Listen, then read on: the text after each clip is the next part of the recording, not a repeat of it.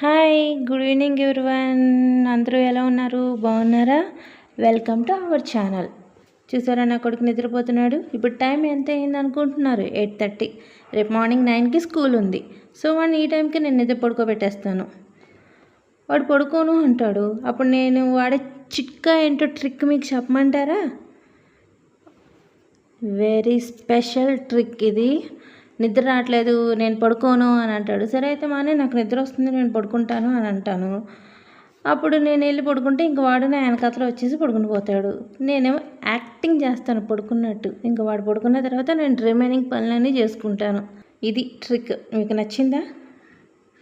For example, ఇంట్లో ఇప్పుడు మా ఇంట్లో కూడా అత్తయ్య మామయ్య వాళ్ళు ఉన్నారు.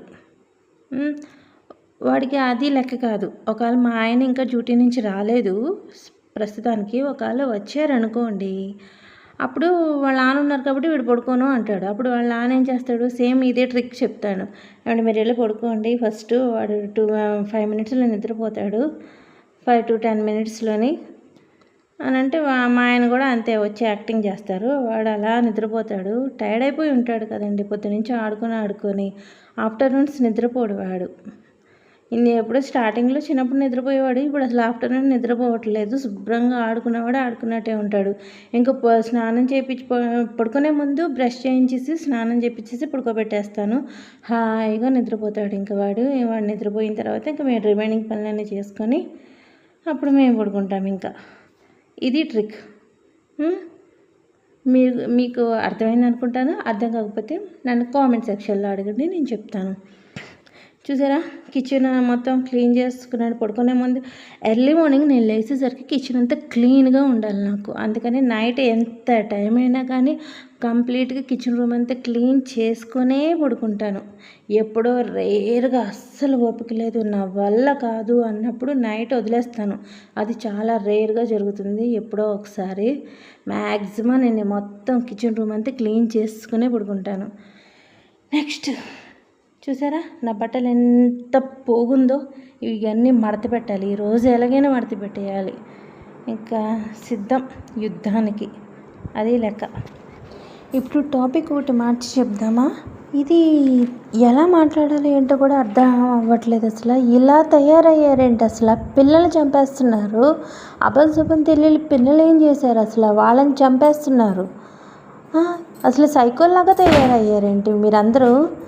ఇంకా ఇలాంటి వాళ్ళు ఎంతమంది ఉన్నారు సైకోలు? ఇంకా ఎంతమంది పిల్లలు బలైపోవాలి చెప్తున్నాను. ఈ కంట్రోల్ చేసుకొని మరి మాట్లాడుతున్నాను. అసలు జీవితంలో ప్రేమ, ఆకర్షణ అనేవి ఎప్పుడైనా ఎవరికైనా కలగచ్చు. కానీ ఒక బిడ్డకి జన్మనిచ్చినప్పుడు ఆ బిడ్డ బాధ్యత పూర్తిగా తల్లిదండ్రులదే అవుతుంది. మన వ్యక్తిగత సుఖాలు లేదా సంతోషాల కోసం ఏ తప్పు ఎరగని ఒక ప్రాణాన్ని బలివ్వడం కన్న పెగుకి అవమానం. భాగస్వామి మారవచ్చు, కానీ కన్నబిడ్డ మారడు. ఒక ప్రేమ కోసం కన్నబిడ్డను వదిలించుకోవాలనుకోవడం మనుషులు చేసే అతి పెద్ద తప్పు.